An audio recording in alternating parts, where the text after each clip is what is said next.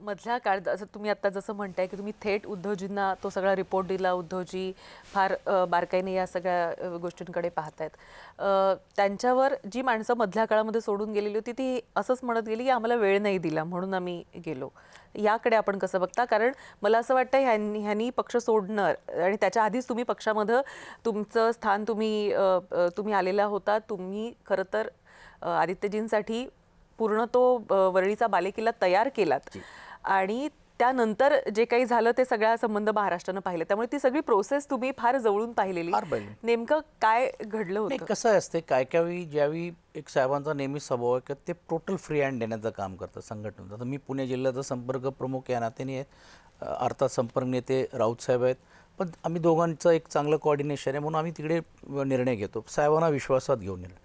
आता मी रोज अपेक्षा केली की साहेबांनी माझा प्रत्येक मेसेजेस बघायला पाहिजे, माझ्याशीच बोललं पाहिजे, काय बोललं पाहिजे. आणि नेत्यांकडनं जर अशी जबाबदारी जर झाली तर मला असं वाटते ते योग्य होणार नाही. एखाद वेळा कार्यकर्त्यांची जर तक्रार असेल तर काही प्रमाणावरती ते त्यांच्यापुरता नाही सर्वांबाबतीत असू शकते. आणि तो एक ढाचा पक्षाचा त्यांनी आम्ही जो तयार केलेला आहे. आणि ढाचा असा आहे की पहिला काही जरी असलं तर तुम्ही विभाग प्रमुख, जिल्हा प्रमुख ह्यांच्याकडे जा. ते त्यांनी नाही सोडलं तर मग त्यांनी सोडवलं नाही तर तुम्ही संपर्क नेत्यांकडे जा. संपर्क प्रमुखांकडे नाही आलं तर संपर्क नेतेच घ्या आणि त्याच्यानंतर तुम्ही इकडे यायला पाहिजे. आता काही शॉर्टकट मारतात, त्यांना ती जवळ असते, काही काही ते ॲक्सेस मिळाला, आता मिळत नाही म्हणून ही त्यांची नाराजगी आहे. पण मला असं वाटते त्यात काही तथ्य नाही आहे.